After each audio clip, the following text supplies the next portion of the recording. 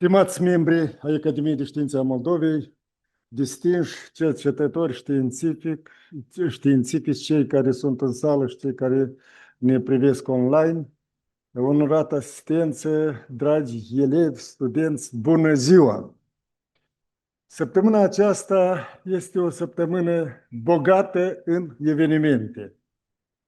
Dacă Academia Suedeză de Științe a anunțat cine sunt câștigătorii anului 2025 ai Premiului Nobel, noi, pe parcursul săptămânii, avem doi laureați ai Premiului Nobel, profesorul James Rothman, care este încă la Chișinău, împreună cu soția dumnealui, doamna profesor Hirsch, de la aceeași universitate din Yale, și a fost domnul profesor Hiroshi Amano de la Universitatea Nagoya din Japonia. Deci profesorul Hiroshi Amano a avut o prelegere pe data de 7 și a avut o întrevedere cu tinerii țării noastre. Astăzi, o întrevedere similară o are domnul profesor James Rothman. O să vă atrag atenția la faptul că vizita în Republica Moldova a laureaților Nobel este destul de rară și desigur că trebuie să folosim aceste momente ca să discutăm, să interacționăm cu vedetele științifice ale lumii, cu personalitățile care au reușit să demonstreze, în pofida chiar și a multor dificultăți. Și ambii laureați Nobel au deja deschis paranteze că nu a fost simplu să ajungă pe Olimp, dar, pe de altă parte, au demonstrat că totul este posibil. Profesorul James Rothman, laureat al Premiului Nobel pentru fiziologie sau medicină, anul 2013, este una dintre cele mai respectate personalități ale biomedicinii moderne. Cercetările sale au revoluționat înțelegerea mecanismelor fundamentale prin care celulele comunică între ele, un proces esențial pentru viață. Descoperirile sale privind sistemul de transport vezicular intracelular au explicat modul în care moleculele vitale sunt transferate în interiorul celulei, de la un compartiment la altul, cu mare precizie. Acest dans molecular, cum îl numesc unii biologi, permite secreția hormonilor, neurotransmițătorilor și a altor substanțe care mențin echilibrul și funcționarea organismului. Domnul profesor Rothman s-a născut la New Haven, Connecticut, la 3 noiembrie 1950. A fost atras în știință încă din adolescență, fiind fascinat de complexitatea vieții. Studiile la Universitatea Yale și la Harvard l-au condus pe biochimie, iar perseverența, gândirea sistemică și pasiunea pentru ordine l-au făcut să descifreze unul dintre cele mai complicate procese ale naturii. Vreau să vă deschid aici paranteze. Domnul profesor are rădăcini basarabene. Străbunicii au plecat cu mai mult de 100 de ani în urmă de pe această palmă de pământ, au emigrat în Statele Unite ale Americii, din Fălești și Telenești. Deja am fost împreună la Fălești, mâine o să avem o vizită la Telenești.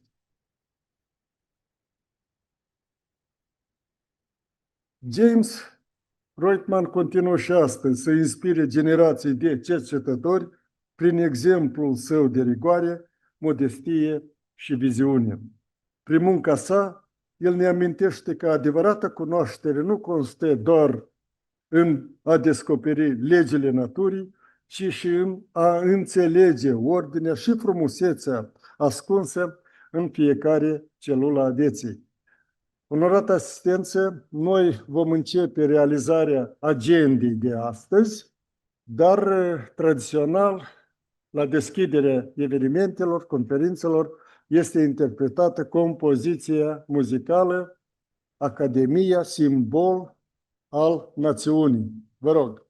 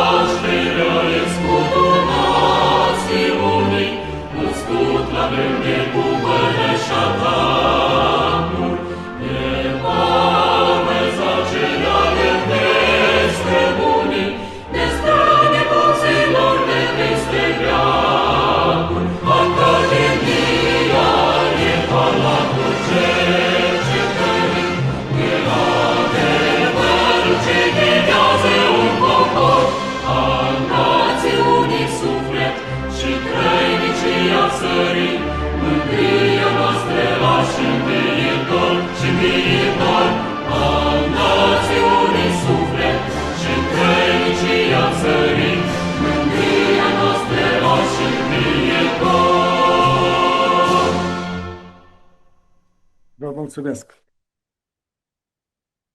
Dear Professor Rothman, you have the floor, please.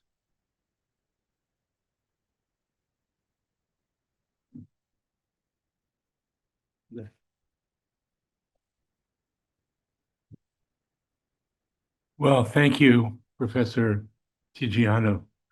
Thank you for being such an exceptional host this week to Professor Hirsch and myself, and it's been a very interesting experience being here.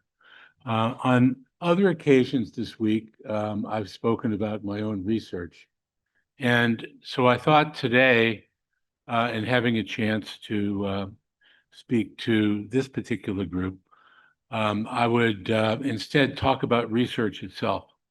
Why is research important? In particular, why basic research is important. And so in the next 25 minutes or so, I'd like to share with you my views on this.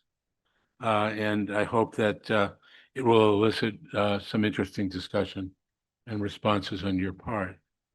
I'll begin with a question. Here is a graph of our best understanding of life expectancy as a function of time. And if you look at the date, it goes back to the earliest of biblical times, and it runs up through the year 2000. And you see that there's quite a change. The average life expectancy, as far as we know, also in prehistoric times, was between 20 and 30 years. Now, obviously, some people lived a lot longer than that. Some people, unfortunately, lived a lot less. But the average, when you take into account all of the possibilities, was about 25, according to the historical record and from analysis of bones and skeletons, the prehistorical record. So something obviously happened about 1850 that caused a dramatic change in our circumstances that continues to the present day. What could that have been? Actually, it's the beginning of scientific research in medicine. Now, of course, the scientific method had been introduced, indeed formalized, several hundred years before, and had been applied first by Isaac Newton, then by the great German chemists, and the result of which was a deep understanding, but an evolving understanding, but already a scientific understanding of a considerable portion of physics and some of chemistry. But it wasn't really until the middle or late 1800s that we began to see the same sort of rigorous scientific approach applied to disease and to physiology. It wasn't until then that microbes had been identified. It wasn't until then that microbes were identified with disease. And so beginning in the late 1800s, and the names that stand out are, of course, Pasteur, Koch, Ehrlich, and others, we began to see an understanding of the causes of disease. And we also began to understand that very simple precautions, like Semmelweis's hand washing before exposure in a clinic, or later chlorination of water, proper sewage treatment. And then as immunology began to develop as a science, we began to understand that microbes could be combated in advance by vaccination. Of course, that had been known for hundreds of years in a non-quantified way, but it was studied in a quantitative way and made into a science. And so vaccine science developed in the early part of the 1900s. And you can see now, looking at the death rate, this happens to be a measure of death rate in the United States, a series of public health events which were put into place beginning in 1900. There's a spike in deaths, which some of you may recall was the last global pandemic that before the one that we recently experienced, the last major one, the influenza pandemic of 1917 to 1919 approximately. And then a very important event occurred in the late 1930s, which was a discovery of penicillin, which opened the era of antibiotics. And you see that the rate of death, primarily due to bacterial disease at that point, was reduced. And so we see over the course of perhaps 40 years, certainly 50 years, a virtual elimination. So unfortunately, it's not an elimination, but it's an extraordinary set of advances, first related to viral diseases as a result of vaccines, and later as a result of antibiotics, reduction and control of, to a large degree, of bacterial disease. And so now if you look at the overall rate of life expectancy statistics, what we've essentially done is eliminated the cause, or a major cause, of early childhood death. And as a result, you see a tremendous uptick in survival statistics. But of course, if you live longer, because as a result of not dying from infectious disease, you will eventually develop heart disease. So the heart and the cardiovascular system became the next major vulnerability. They were always there, but at a population level, they were not really revealed as much as when infectious disease was suppressed.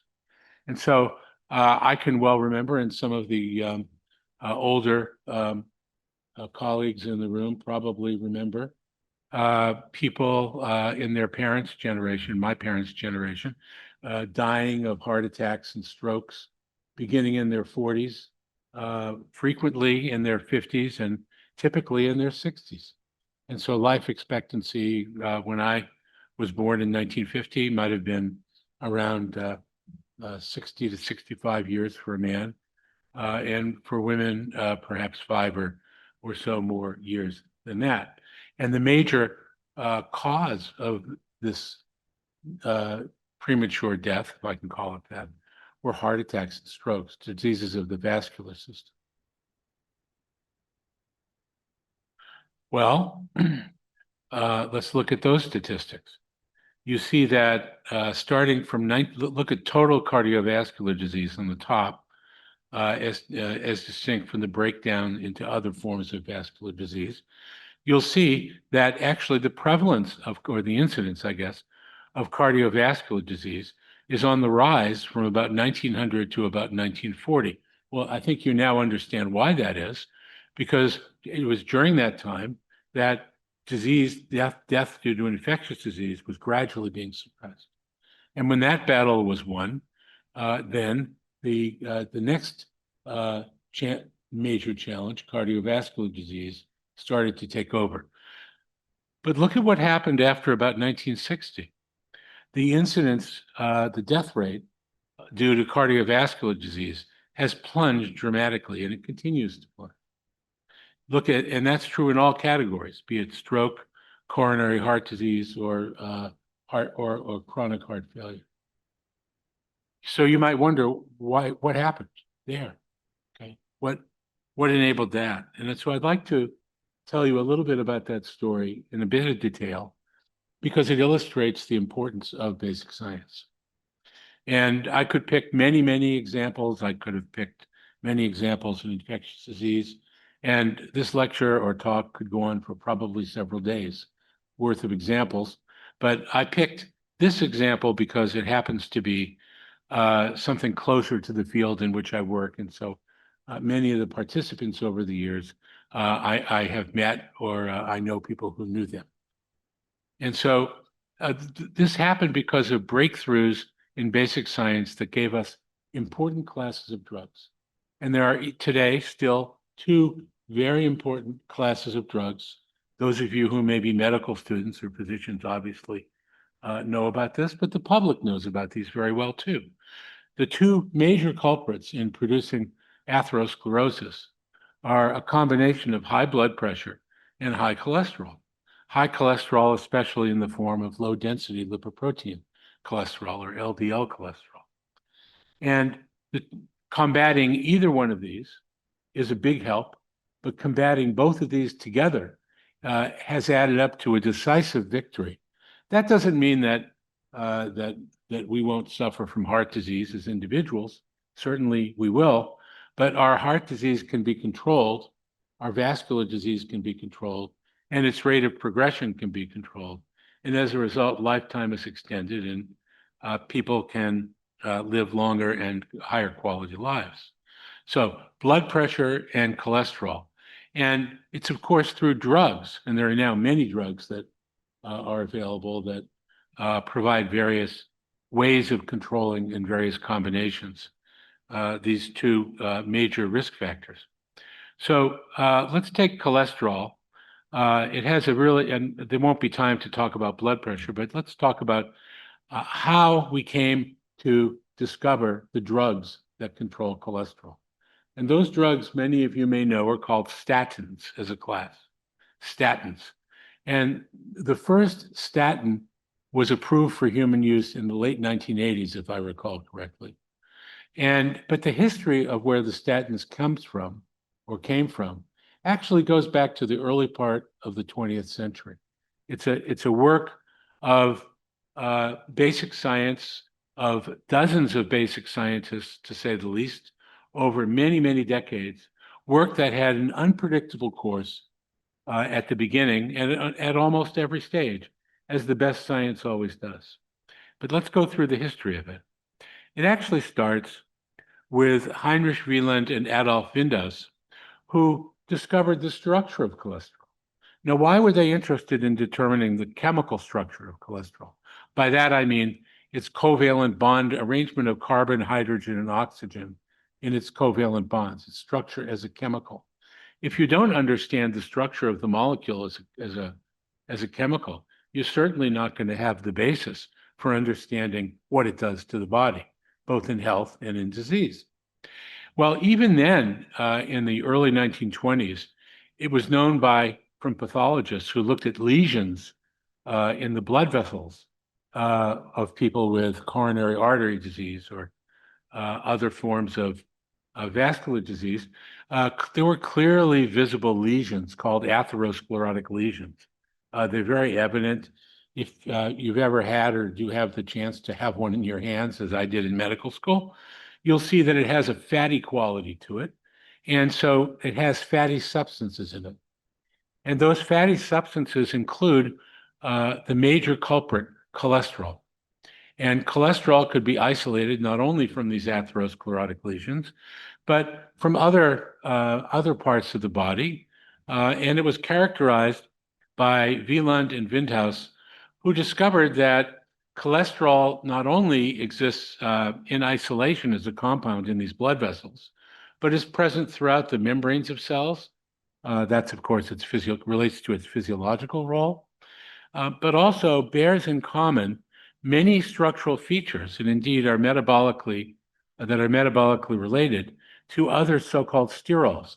Those include the bile acids, which we secrete into our digestive tract to act as detergents to help us consume foods, and other related structures. So the beginning of our understanding of how to combat cholesterol came from two German chemists who were really just following their curiosity and trying to ask what was this chemical made of and how did it relate to other chemicals that are found in the natural world, be they in plants or be they in animals such as us.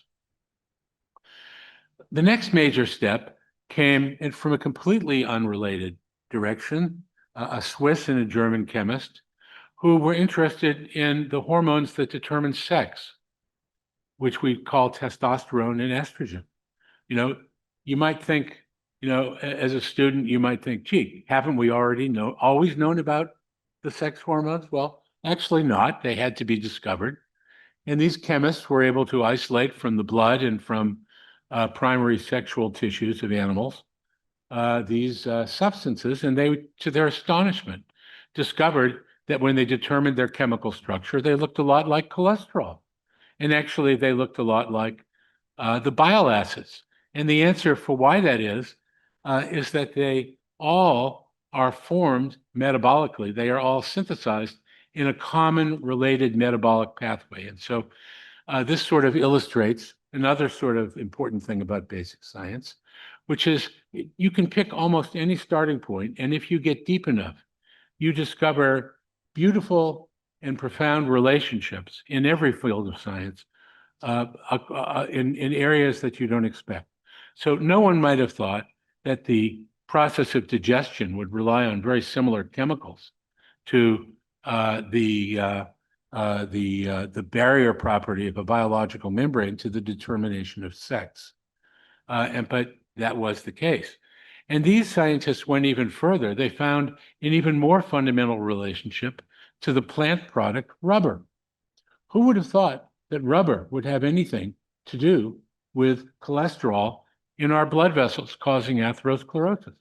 But indeed, it turns out that the so-called terpene unit of rubber is based on a repeat of 5 carbons in a certain pattern.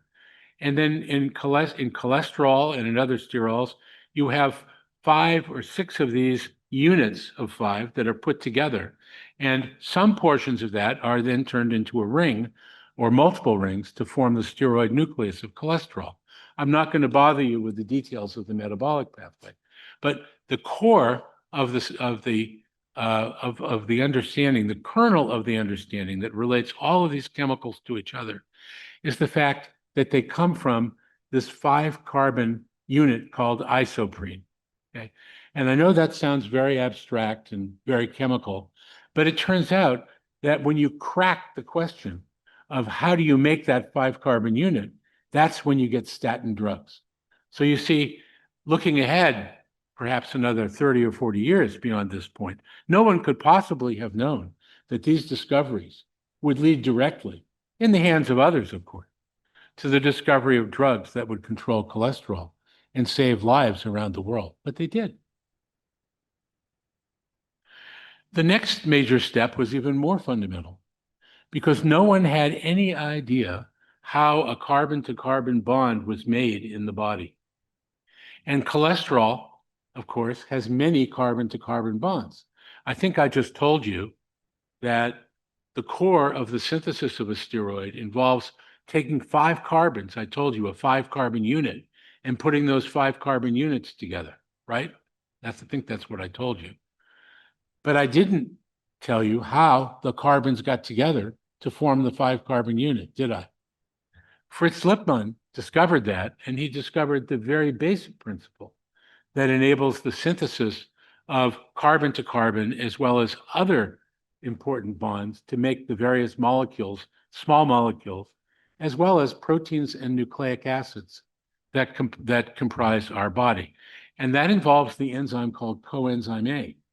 For those of you who may have studied biochemistry, you'll know that you will have heard of coenzyme A, because when you break down fatty acids, you break them down from long chain hydrocarbon to 2 units at a time that are attached to coenzyme A.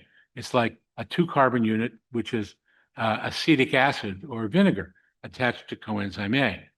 And likewise, when you synthesize carbon-to-carbon bonds, the high-energy activated acetate and related molecules that are linked to coenzyme A are grafted onto other carbon or other skeletons.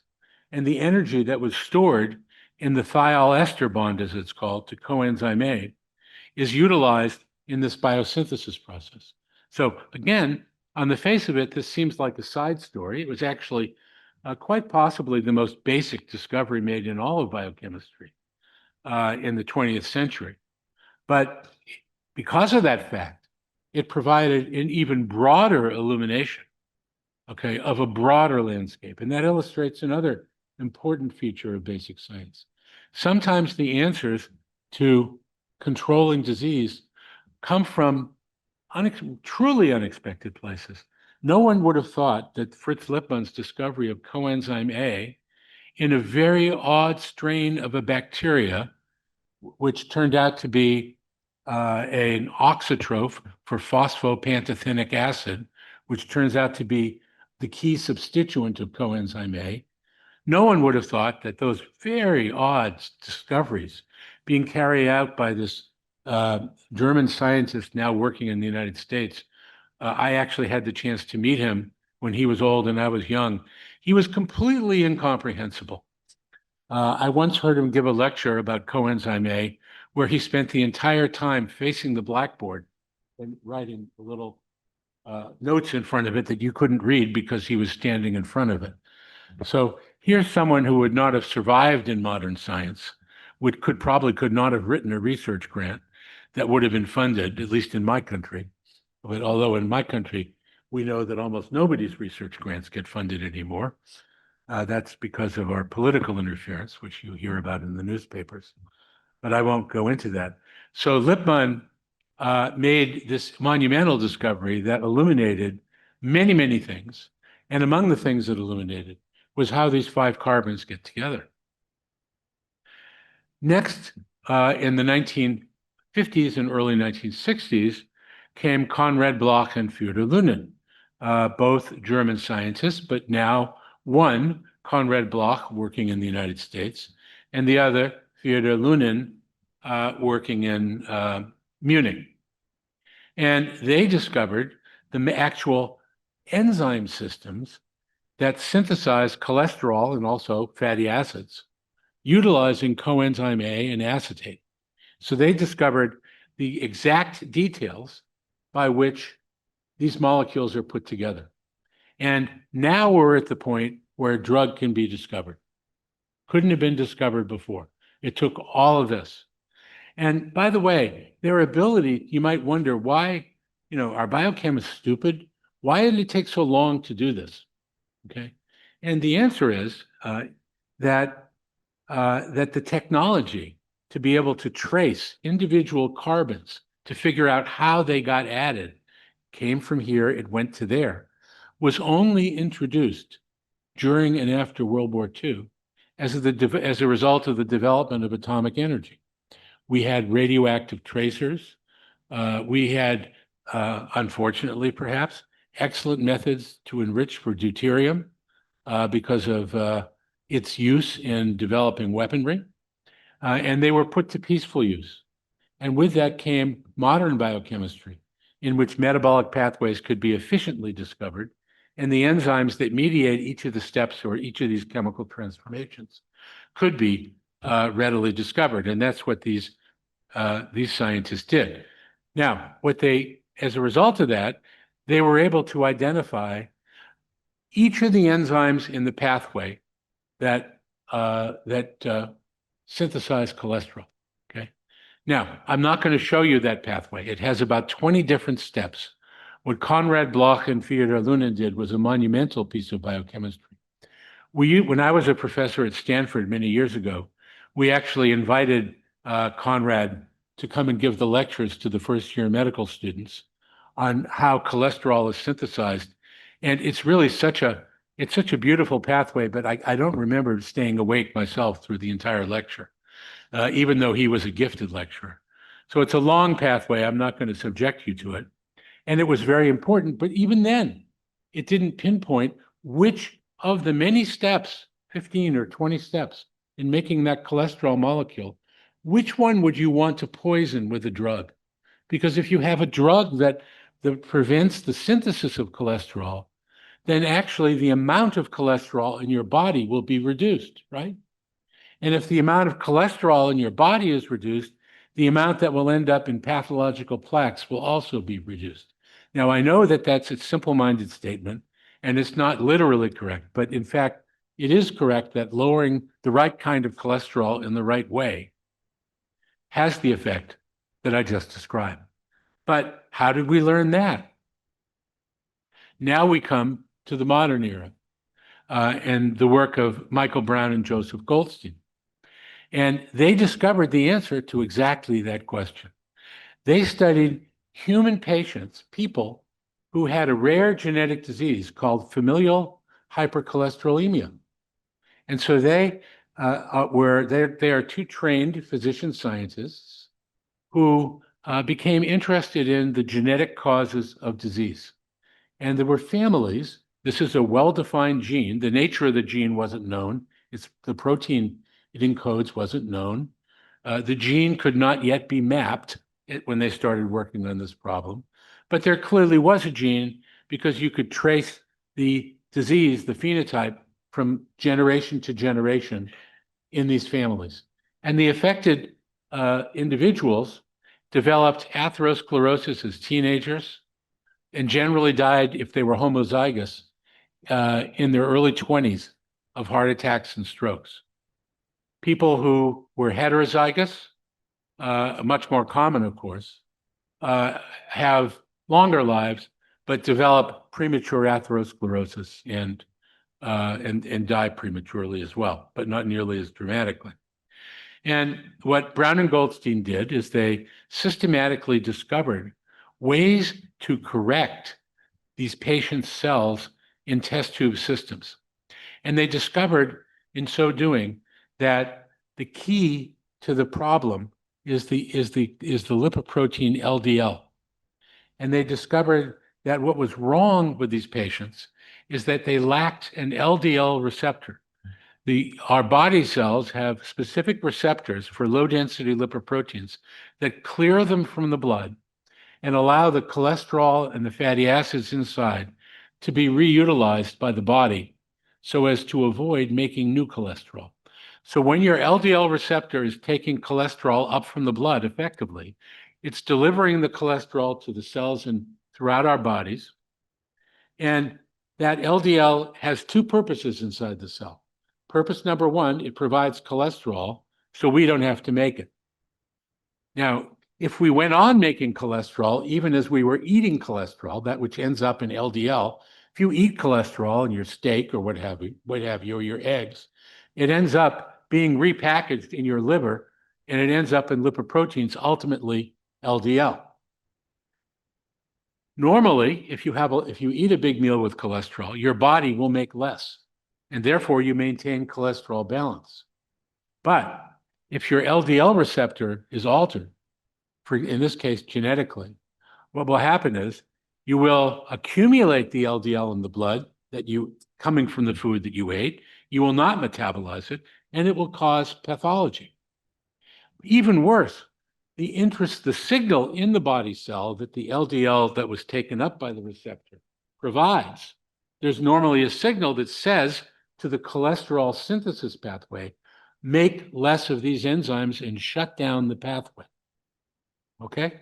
And so your body not only accumulates the cholesterol you ate in the blood, it adds to the injury by making even more cholesterol. And that's why these people get sick.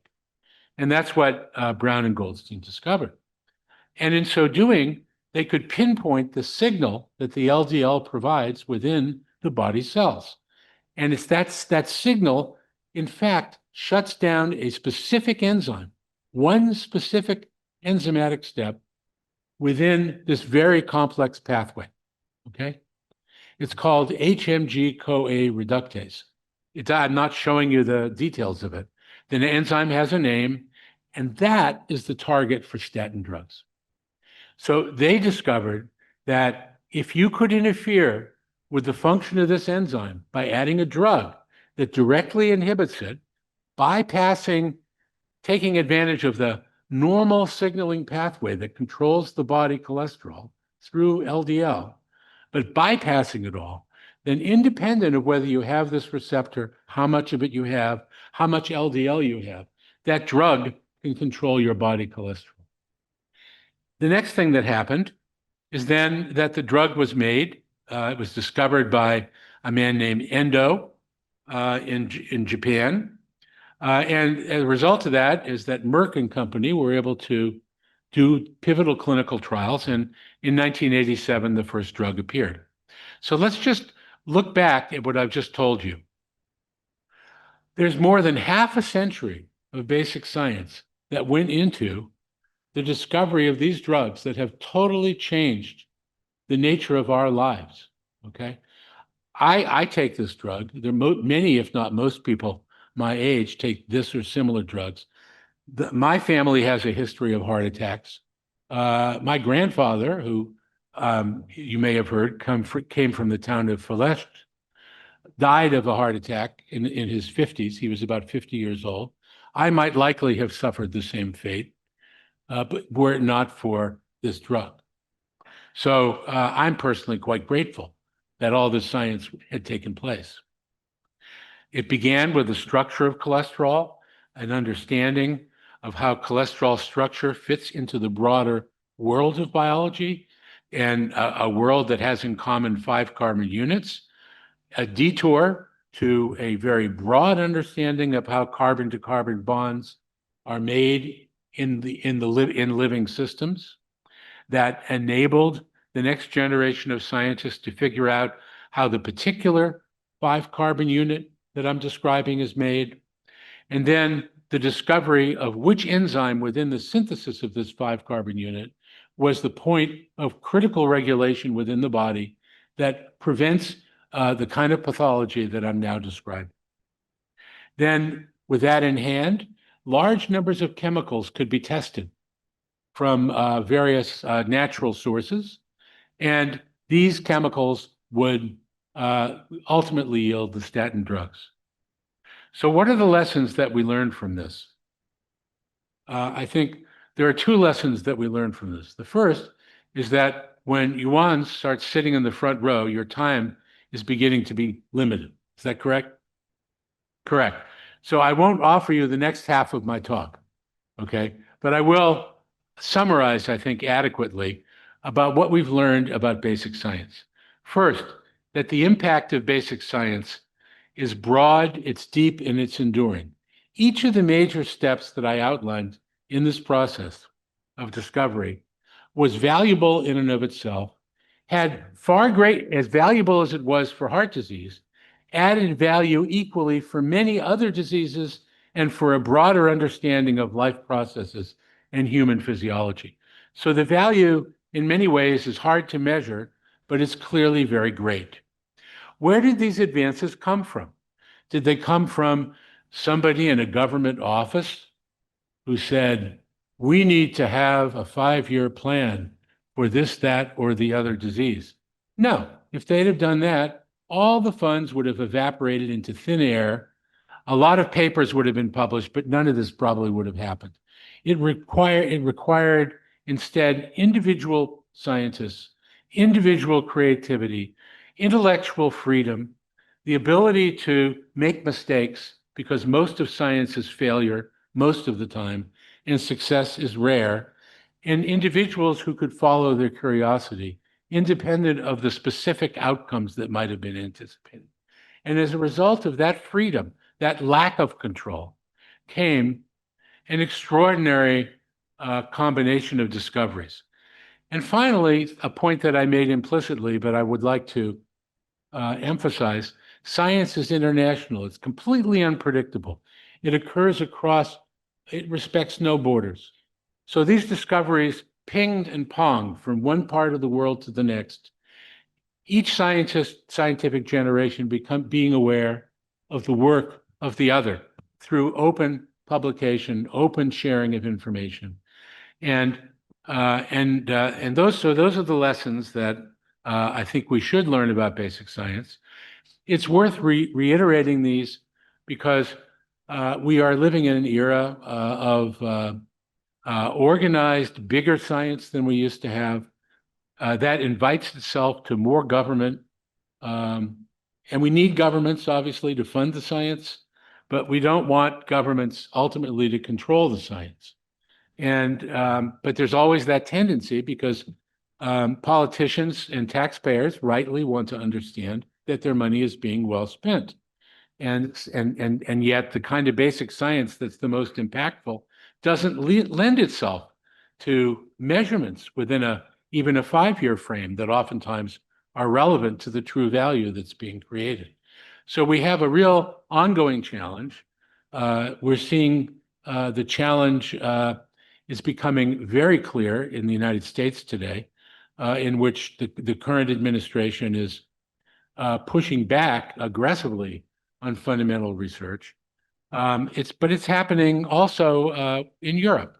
There's relatively less support for basic research within Europe, and it's more dominated by committees and sort of artificially constructed collaborations to promote international science and to spread money around, which I happen to think is a very good thing. Okay, but in balance, it's very important, but it can't get out of balance. And so I just think it's important that we all keep these things in mind.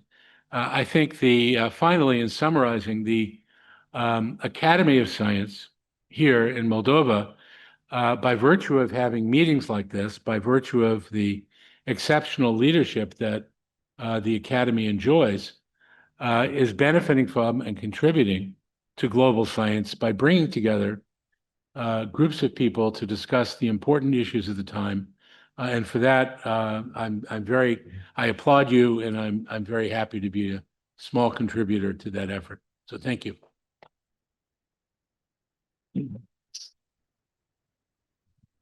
Thank you very much, Professor Rothman, for this wonderful presentation.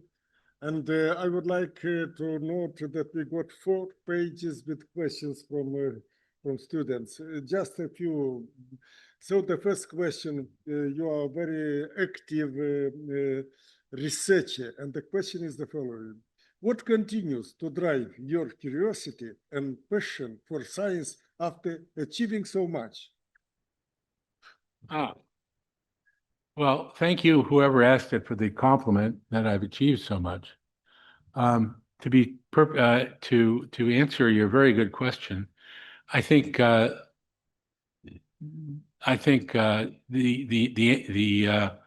what drives me still is the same thing that drove me all along. I mean, nothing has changed, and I am relentlessly curious. I continue to be ambitious. not for Nobel Prizes. People who get Nobel Prizes, if you ask them, they didn't do what they did because they were thinking at the time that they did it, oh, it would be nice to go out and get a Nobel Prize. So I think I'll do this experiment today. That's not how science works. Science selects for a certain type of personality who wants to understand the world and wants to see beauty in it and would like to affect it. And so that's why I continue. Yeah, thank you. As we are reaching the limit of our development at atomic scale of our chips and transistors, is there any possible reason why we will reach an age limit, even with all our advancements in medicine? Okay. Well, there's sort of two questions embedded in that, sort of an interesting question. One is whether there's an ultimate limit to the age at which we can live. And the other, maybe more broadly, is there an ultimate limit to the progress we can make in medicine, irrespective of how long a person ultimately lives? Okay, there are two questions. I do think there is an age limit at some level. And what we're learning about aging more and more is that it's a disease of reactive oxygen species. I don't think anybody would say that's proven, but more and more, it seems as though chemical damage to DNA, proteins, membranes, and the like. And I don't see a way to ultimately control that because it comes from oxygen. Oxygen is the principal source of energy, along with light. Light for plants, oxygen for us, that enables us to burn carbon to carbon bonds, combustion, and it's not 100% efficient. So the result of that is that there's always going to be oxygen products, and so I don't really see that. Now, as far as medicine goes, the broader question, I think it's important to recognize, as much as we've learned about medicine, man, we have so much more to learn. I mean, any topic in disease or physiology you get into, you find yourself in, as soon as you encounter a human body, as a doctor, you'll find yourself armed with some concepts, but a maze of possibilities and confusion and a shortage of specific ways to make diagnoses. So we have a huge amount to learn. Yeah, thank you. There is a question here. How important is physics in medical research? In this connection, I would ask, how important is multidisciplinarity in your investigations? Okay, so that's again a really good question. Johan, you have you keep coming up with good questions from the list, but I noticed that about 1 in 5 questions has a tick mark on it, so we're not going through the other ones. The physics has had a huge impact on biology over the years, not the least because of physical analytical methods. I described a moment ago how biochemically you can trace carbons in the synthesis of a molecule. Today, we use physics to image living cells at 1/10 or even a few percent at 100 times the resolution that a light microscope allows by playing tricks with light, super resolution imaging. There are so many ways in which physics impacts. More broadly, most discoveries that are really new come from the interfaces between scientific disciplines. Most of us are very good, hope to be very good practitioners to extend what we learn, and some of us are wanderers. And occasionally you get good practitioners from 2 different fields who happen to wander together and encounter each other. And you can find that the discoveries that are made generally come from those interfaces. Okay, my own training was in physics and chemistry, and I made major discoveries in cell biology that in previous generations, a field that was dominated by anatomists. The solutions came in my work from chemistry being applied. In the case of Randy Sheckman, who has visited this academy earlier and who I shared the Nobel Prize with, Randy's work involved primarily genetics, and he brought genetics to the discipline of cell biology, which was previously in the hands of George Palade, the Romanian scientist that many of you have heard of. And George was actually trained as a classical anatomist and histologist. So in his interdisciplinary moment came when he moved to the Rockefeller University, and he interfaced with physics in the form of the electron microscope, which at that time was being used only for metallurgy. And at the same time interfaced with another lab that had developed and used the centrifuge in biology for biochemistry. And those were all, I think, essentially accidental encounters. So this is what we need. You need to promote as many accidental encounters as you can.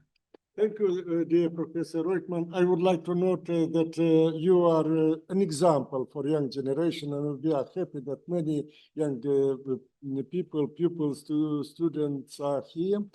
And we have here another about 45 questions.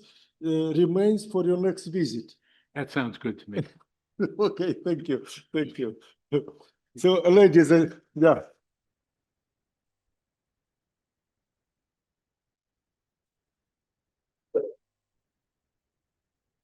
Da, vreau să menționez pentru cei care nu cunosc, domnul profesor Rothman a fost decorat cu medalia Dmitrie Cantemir pentru contribuția la succesul școlii de vară care a avut loc în luna iunie în Sala Azurie, Academiei de Științe a Moldovei. De fapt, școala de vară este o noțiune mai largă, pentru că elevii vizitează și laboratoare pe parcursul școlii.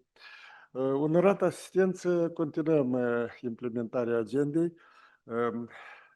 Avem astăzi o prelegere publică despre noua neuroștiință și va fi prezentată de doamna profesor Joy Hirsch de la aceeași universitate, Yale University din Statele Unite.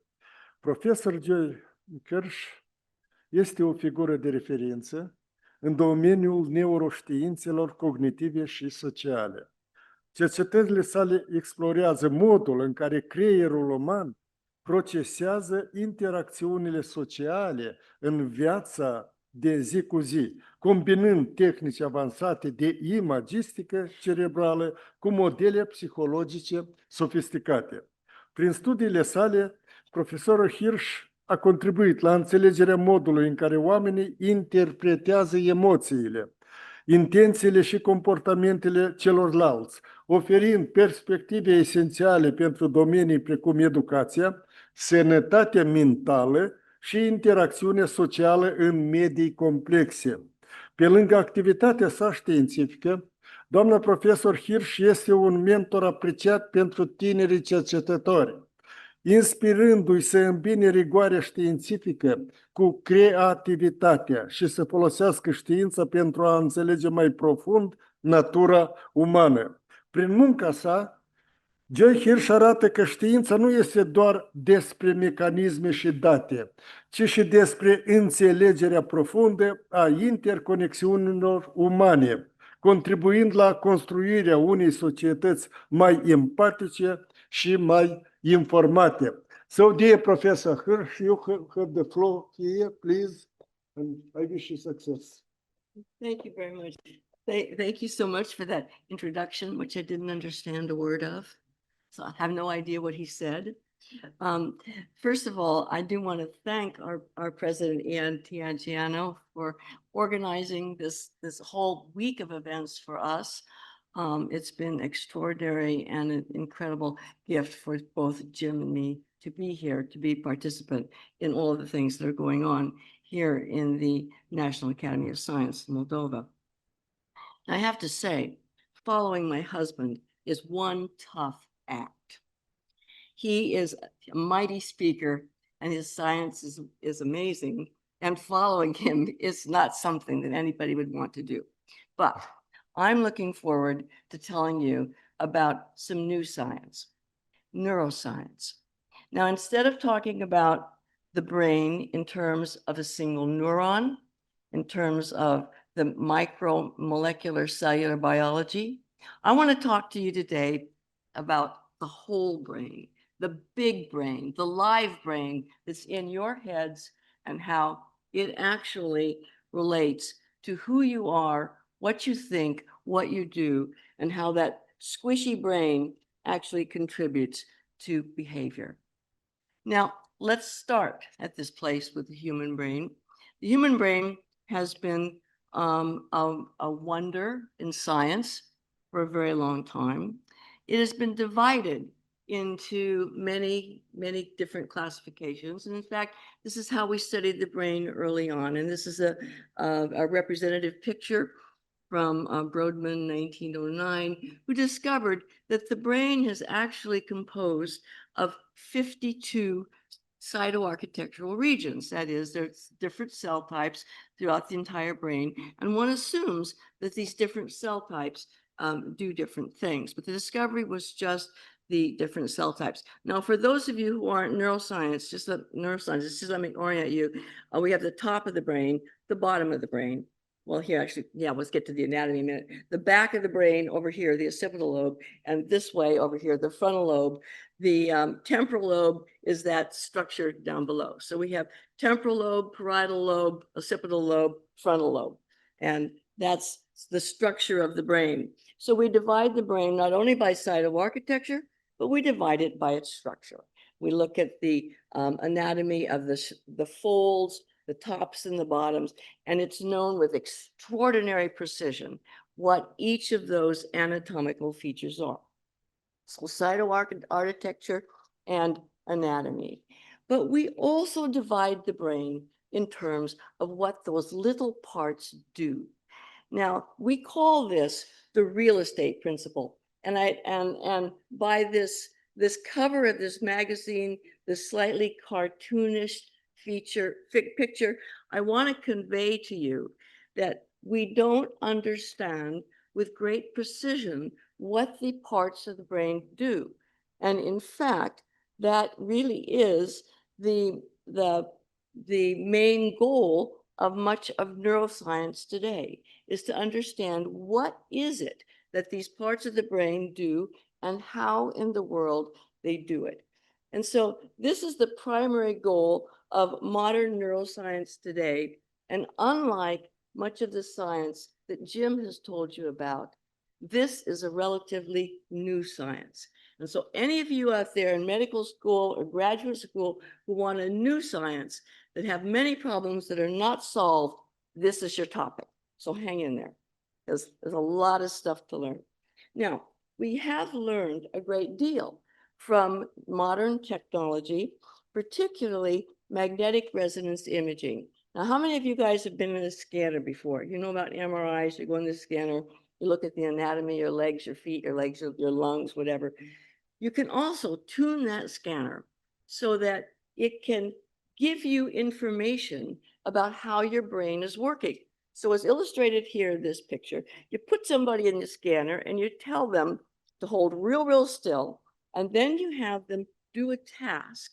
And if your scanner is working properly, you can look at the images from that scanner and determine what parts of the brain were doing what parts of your function.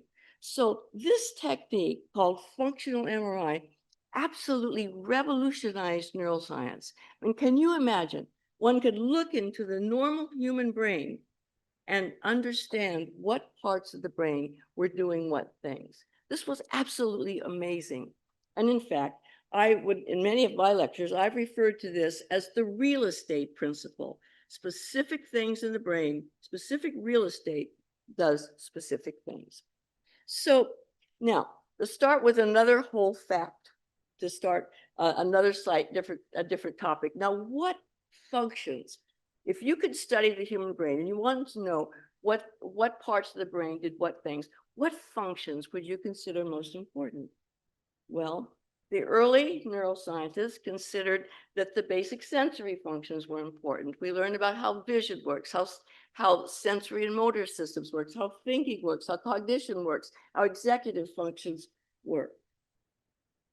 But we put somebody in the scanner and we can't ask them to do tasks that are interactive with other people. Now, as it turns out, human beings are profoundly social. Profoundly social. That means, as human beings, what is our most favorite behavior? We interact with other people. We do it all day long, from the first day we are born to the last day of our lives. We interact with other people. Well, that interaction, those social systems, cannot be studied in a scanner.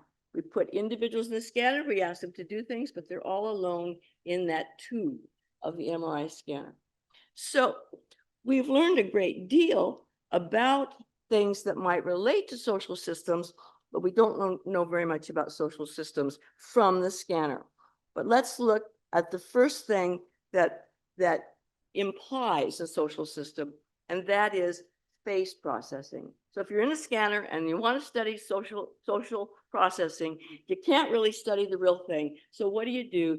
You show people pictures of faces, because we know that faces are very, very, very important to human social interactions. So in order to do that, what we do is we put somebody in the scanner and we show them intermittent pictures of faces and objects, faces and objects, faces and objects. And a lot of people do this for about a decade. And what we learn is really very important.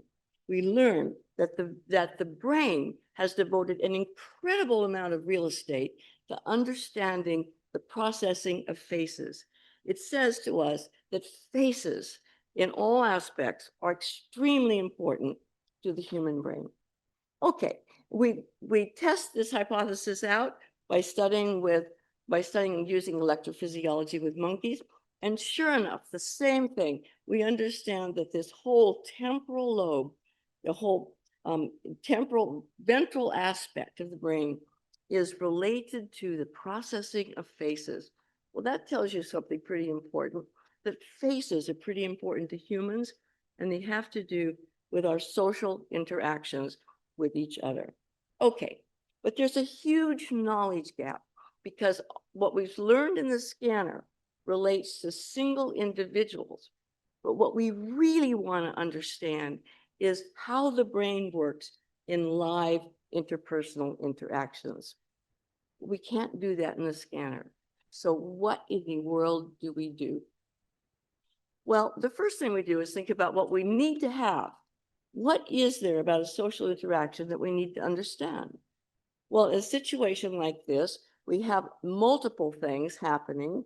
We have somebody that's sending information to another person using his or her face or voice. That information is received.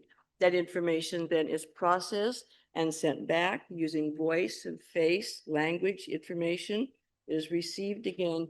And there is a dyadic cycle of coordinated social cues that include facial expressions, productive speech, that have to do with this behavior of social interaction that we would like to understand. How in the world are we going to understand this? So that's just the introduction to my talk.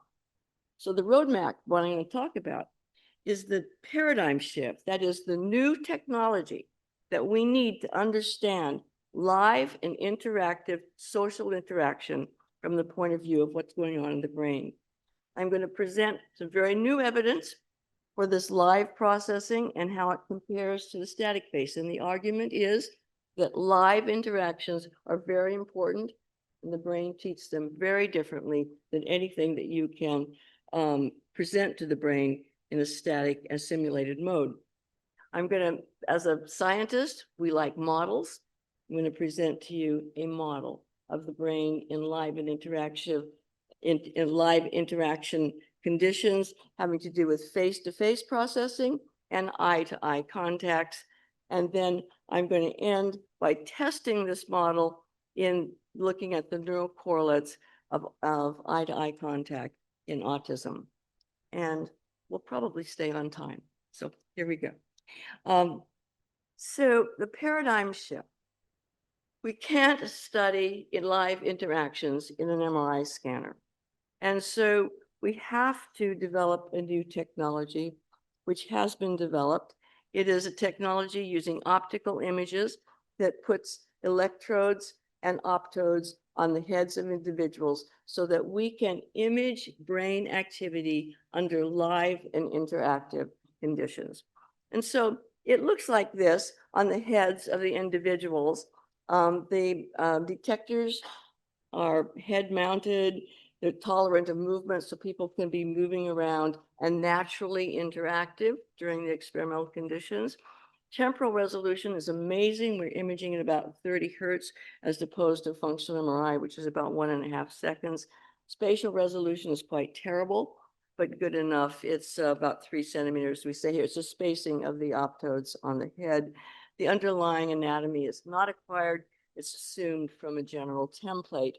But one of the incredible advantages of viewing this type of imaging without a high magnetic field, what we have in the MRI, is that we can add on many other behavioral measurements. So we can image, in addition to the imaging of the signals from the brain, the gathering of the signals from the brain, we can gather eye movements at the same time. We can image the face. We can look at behavioral measures, physiological measures.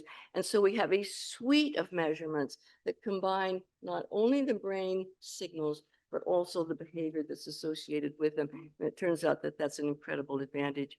I'm not going to spend a lot of time on the details of how it works, but I'm assuming that all of you in science and medicine want to know a little bit about this. This is not magic, that there's a real signal. The signal is acquired because, first of all, the signal comes from the brain. And the signal that comes from the brain is a signal that is induced by the fact that single patches of neurons that are doing the job actually are metabolically active. And any metabolically active patch of neurons recruits highly oxygenated blood. So there's this recruitment process that part of the brain that's active is recruiting blood to that area. That blood is highly oxygenated, which is a signal that that is the area that's active. So what we do is in this case, for optical image, we look for the signals that are associated with the task that are highly oxygenated. And we can do this by emitting wave light into the brain. So those little optodes that you saw on the heads of the picture of the participant have emitters. They're shooting a very low power wavelet of light into the brain, and it is diffused and detected. We know what goes in, we know what goes out, and we can measure what happens underneath based in terms of the amount of blood. Now, this is what we call a proxy. We're not actually measuring the neurons, but we're measuring where the neurons are active.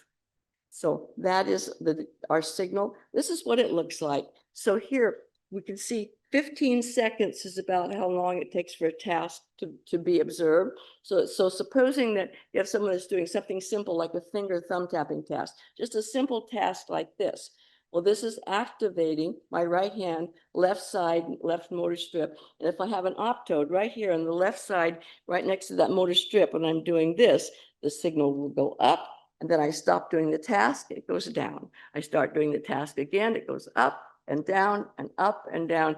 And that's a perfect indicator of the task that is going on in that local area. So that's an illustration of the signal. All right. This is not a new technique. It was discovered in 1977, but it was only in 1993 that it was discovered by Britton Chance that we could actually measure neural activity in the brain, as I've just described. This technique was not widely used until we started using it for what we call hyperscanning, that is the imaging of two people simultaneously. If you want to image one person and learn a task about single individuals, for heaven's sakes, put them in the scanner, because it's a lot easier to do. But if you want to image two people simultaneously and you want to understand what's going on between them, then this is what we need to do. And so here's a basic sort of picture of what it looks like in the laboratory. Two people are looking at each other. We have a glass screen in front of, between people. The glass screen is what we call a smart glass, and we can run a current through it, and it's light. You can see through it, or if we run a current through it, it becomes dark, so we could time perfectly when people are looking at each other and when they're not. So in the blue bars here in this timeline below, people can see each other usually for 3 seconds, and then it's off, and then it's on, and then it's off, and then people rest for 3 seconds. And that's a general paradigm for functional studies of these kind. Okay. So the first thing we want to know is, does it really matter that the brain is looking at another live person? Does it matter? And so we did studies where we have people just looking at real faces, like you saw, versus a video face. Or we can have people looking at real faces, as illustrated, or with just a simple robot face. And the answer is, look at the brain here, those highlighted patches of the brain. That is the right-hand hemisphere, and that's the supramarginal gyrus. And that is a very, very clear signal that yes, it matters a lot that you are looking at a real person as opposed to a simulated person. So that the data are very clear and very strong that the brain has devoted specific real estate for processing live faces. So we can begin to then say, okay, well, this old model from the scanner of the ventral stream looking at faces has to be enhanced with another module, that module that says, okay, parts of the brain are specific for live faces. But why? Why should that be so? What in the world about a live face is different from a simulated face? Well, one hypothesis is that this right supramarginal gyrus, this big patch you saw that's specific for live faces, might be just processing something about a spontaneous facial expression. Well, okay, so we can study facial expressions. We know that the face makes many kinds of expressions. People use AI, and they can divide the face up into many different configurations. Those configurations can be detected very rapidly, and the amplitude of the signal can be calculated. And we can actually use that as a signal, as a regressor, or as a correlate to the neural processes. So, okay, so we can ask what part of the brain is actually interested in these faces. Well, as it turns out, in this experimental paradigm, we have somebody, a face watcher, watching someone that's designated to express a expression based on what he or she sees with a movie. We take those signals, as I said, use them as a correlate on the neural responses to the face watcher, and these are the results. Sure enough, that this supramarginal gyrus cares a huge amount, as you can see by that big cluster there, a huge amount about facial expressions. So that's pretty exciting. But now the supramarginal gyrus might also be interested in some other aspects of social interaction. Like, what about eye-to-eye contact? You think that supramarginal gyrus is interested in eye-to-eye contact? Well, we test this hypothesis by actually measuring eye-to-eye contact between two people. And this is during the time that they're looking at each other. We know how much time they're actually looking in each other's eyes. And we can use that as a correlate on brain responses and ask the question, does the supramarginal gyrus activity actually correlate with the times of people are actually looking at each other? And the answer is absolutely, without question, no. This is one failed hypothesis, that the supramarginal gyrus could care less about eye-to-eye contact. And you can see what's happening. The top of the brain cares a lot about eye-to-eye contact, and it's very specific. Well, the first thing this means is that we actually have to change our model. So our model, we start with our brain again. This is the right side because most all of these social systems are right-sided. We start with the ventral system, the static faces, the live faces, and now indeed the interactive faces, the faces associated with eye-to-eye contact. And here's a new model. Well, now, this model suggests that these two new systems that we've just added to the brain model might actually be different from each other, from the static systems by electrophysiological activity.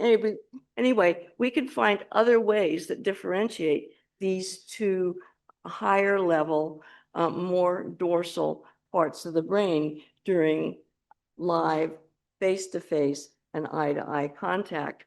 And so we asked a very specific question about these two systems. Are they associated? Are they different from the other systems by their electrophysiological signals? We would expect that they would be. And so this is another test of hypothesis. And this is one of the things that you will all know as you go into science, is that there's no test of any one hypothesis is ever really sufficient. We keep testing the hypotheses over and over and over again until we actually make them fail. But this one is one that was reasonably successful. In this case, we ask about the electrophysiological activity in the case of these high-level regions when we're looking at the face of a robot. And you can see that in the first part of the time series, that high amplitude indicates that, yes, a face is being noted by those areas, but there's not much happening afterwards.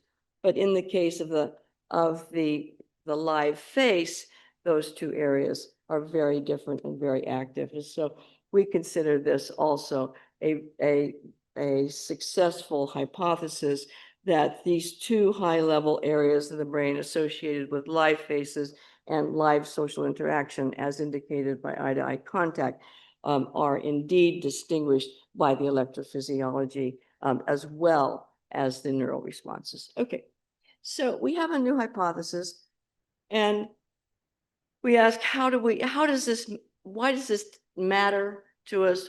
Does this actually give us any insight into any of the conditions that we might be interested in a clinical situation? And of course, autism is one of the first ones that comes to mind. And the reason for this is that we know a lot about autism spectrum disorder. That the reason that we are interested in here, I want to get back to this, is that it is particularly characterized by difficulties in social communication and interaction, and including reluctance to make eye-to-eye contact. It's one of the primary defining characteristics of autism. And so in particular, we would expect that our patients with autism would, based on this new model of hierarchical visual processing, might indeed be affected specifically in the dorsal aspects of the brain, specifically with respect to eye-to-eye contact. And now, because of these basic science experiments that I just showed you, we actually are able to test this hypothesis. And so I'm going to show you in the remaining time that we have just a few studies that test this hypothesis with patients with autism. And so, as I said before, the model predicts atypical functions of the neural correlates related to eye-to-eye contact, particularly in the dorsal visual stream, patients with autism.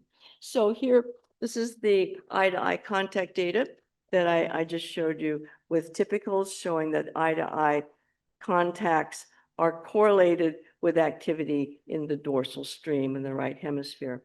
And now, if we do this with our autistic individuals, consistent with our hypothesis, I want you to note that there is a zero activity in the dorsal stream, and almost all of the activity associated with eye-to-eye contact. By the way, our patients made eye-to-eye contact perfectly well. If you put an individual, these are high-functioning individuals, ask them to go in the scanner or in your experimental paradigm, and you have them make eye contact with a partner, they can do it perfectly well. But in this case, all of our autistic participants were using an alternative neural circuitry. An alternative neural circuitry. We refer to this as a ventral stream to process the same information. When we analyze the data in a much more rigorous way, we see exactly the same thing. Dorsal stream for typical, ventral stream for autistic individuals. A very powerful finding, actually, in looking at the neural correlates of what's going on. Now, does this have anything to do with the symptomatology? And as a clinician, you might ask, well, so what? What does this tell me about what I know? What do I know about my patients? So first, let me tell you that we as clinicians measure symptomatology in autistic spectrum disorder using a scale called the ADOS score, and it's the Autism Diagnostic Observation Schedule. Autism is diagnosed behaviorally, so you watch the child interact with other people. And so we have an ADOS score on all of our diagnostic individuals, and we can ask how this ADOS score actually is affected by the measures of eye-to-eye contact. The first thing that we did was use AI, and we dumped all of our data into one big package, and we said, all right, computer, if you are so smart, tell us which one of our patients are autistic and which ones of our patients are typical. And it turns out our machine can do this about 76% of the time. Now, this is very, very good. And these AI guys, they're not so smart. You guys think AI is so smart? Forget it. It's not. 76%. Most clinicians could do it much better than that. But anyway, our machine does it 76%. But that's not what we were really interested in. We said, okay, this is good documentation that our brains of our autistic individuals are different from the brains of the typical individuals, but does this have anything to do with the symptomatology? And so we took the output from the AI machine. In order to classify whether somebody was typical or autistic, you have to spit out a number, and that number tells you how certain the machine is that the person is autistic or not. We call this the support vector machine output. That is the y-axis on that graph there, the ADOS scores, which the machine did not train on at all. So this was a really high test of the AI. It did not train on the ADOS scores. And you can see that correlation is very, very good. It's 0.72. It says that in the case of live eye-to-eye contact, symptomatology really is predicted by this eye-to-eye contact. And it's not true when the individuals are looking at a video. Okay. I can go on. I think in the interest of time, I'm going to skip a couple slides.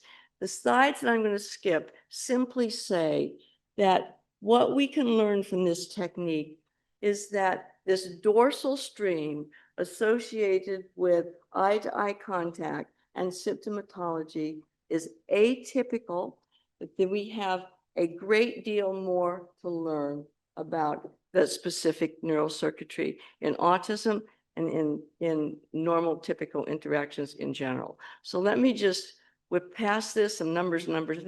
We as scientists like numbers, but let me summarize just in the interest of time. Okay. So first thing, I've summarized the autism studies that I just told you about, that the live two-person FNIRS and eye tracking data confirm the behavioral predictions that neural correlates for eye contact differ from individuals in ASD and those that are typical, that the eye contact activity in the dorsal stream for typical, and it's in the ventral stream for the autistic. Aha, see. Okay, let's skip this one. Okay. All righty, guys. Just stand there. Just stand there a minute. I got a couple more things to say. These findings they support this model of hierarchical visual processing. And I just want to point out, making kind of a point of what Jim was making, that there's a whole lot of basic science that stands behind our ability to think about this, our clinical cases in a rigorous way. And this is my final wrap up. I want to impress that that this is a new science. And that I hope I've inspired you to think about the new science of the living, naturally behaving brain as a new exciting area that you might consider going into. This is just a small step to a huge new landscape that's ahead of all of us as scientists and clinicians. That the active brain, the real live active brain is an extraordinarily exciting territory for understanding complex behaviors. And I think I've illustrated some groundbreaking methods. Hope I've sort of broken some barriers that we can't study the brain in its live and native form. That it's possible to apply this clinically. And I hope in the end that I've inspired some of you to think about some of these incredible new directions for a new pathway in social neuroscience. And before my last word is that no work is ever done alone. And my work is done by many, many people, many students, many people who have come with me on this journey. And for them, I owe a great deal. So thank you. Thank you very much. Yes, thank you. Yeah. Dear Professor Joy Hirsch, thank you very much for the very interesting, wonderful lecture. We actually planned lectures from Professor Rothman, and there were also a lecture from Professor presented by Professor Professor Hirsch. But this was actually very, how to say, unexpected, but on the other hand, we appreciate very much that you proposed to give this lecture. And there was a decision of the Presidium of the Academy of Sciences of Moldova. Let me to announce. So Nicolae Emilescu Spătaru Medal is awarded to Professor Joy Hirsch, Yale University, United States of America, for outstanding contribution in neurosciences and collaboration with the academic community of the Republic of Moldova. Decision of the Presidium of the Academy of Sciences of Moldova from October 2nd, 2025. So congratulations.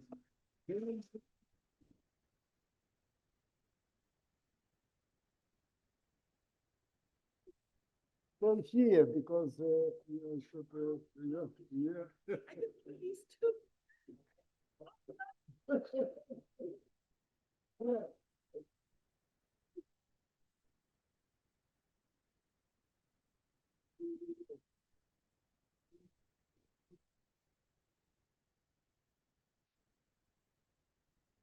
Down in the hard fabric beginning.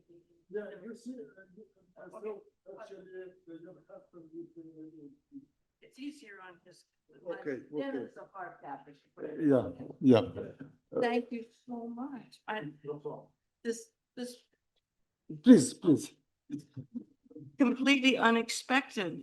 Thank you. I appreciate your audience and the opportunity to share this work with you. I hope it had some inspiring aspect of it. Yeah, thank you so much. We wish you to continue your scientific activity, you and Professor Rothman. And of course, we expect that you will come back to Moldova because, first of all, Moldova is a nice country. Second, since Professor Rothman has roots here, of course, we should make use of this and to create sustainable bridges, scientific bridges, and I would like to say bridges of good interaction between people. That's as important as the scientific bridges.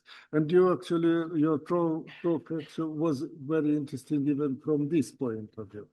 Well, ladies and gentlemen, do not leave, nu plecați, că o să facem o fotografie de familie. Deoarece sunt două prelegeri și a fost, într-adevăr, domnul profesor, so would you maybe you say just a few words, but we will invite you to make a lecture in the near future, but now just a few words, So, thank you. So, o să facem o fotografie toți împreună. Înainte de aceasta, domnul profesor, please say a few words. No, just... I'd like to thank the president of the Academy of Sciences. It's really fantastic to have so much young people in the audience. First, sorry, I am Manuel Prieto from Lisbon University in Portugal and past president of the International Union in Biophysics. And just to emphasize 3 points, you had really 2 fantastic lessons from these professors, absolutely amazing. Just allow me to emphasize 3 topics raised by Professor Rothman. Science is international. Basic science is absolutely essential. Even in my country, in this moment, we have problems fighting for basic science. And this is something new. 3, most of you were very young during the recent COVID pandemic, but science is a danger. You remember the mad things about anti-vaccination movements and stupid things that went around. So please fight for science. Science also, it's totally interdisciplinary. Myself in biophysics, I came from physical chemistry. I use lasers and equations to study proteins aggregating. This is Alzheimer and ion pumps. Potassium ions going through membrane channels. But it's basic science. Well, it has relevance, for instance, for epilepsy and some other things. What else? So basic science, interdisciplinary, science is international, fight for all of it. Science is not also, I have friends in all the worlds. Science is not compatible with racism and xenophobia, which is coming also in Europe all over, as you know. Well, you are young people, the future in Moldova, it's in you, and that's really what I can say. I'll be available, I'll be around to talk with you. It will be my pleasure. And thanks, Professor Jan, really. Thank you very much. Thank you. Onorată asistență, vreau să vă atrag atenția că ne urmăresc online mulți, spunem așa, multe persoane care sunt aproape de știință și apreciază foarte mult munca oamenilor de știință. Și iată, domnul profesor Prieto din Portugalia, avem aici domnul Ioan Pavel, este primar din Dumbrăveni. Vă rog să vă ridicați în picioare, care colaborează cu cercetătorii din Republica Moldova. Eu vă spun, colaborează într-o modalitate care este, eu consider, foarte bună, fiindcă ne susține știți, noi în cercetare uneori avem nevoie de o susținere și adesea ea e financiară pentru a mai realiza unele proiecte și domnul primar de Dumbrăveni, ca și multe alte persoane, chiar aici joacă un rol foarte important și noi aducem mulțumiri.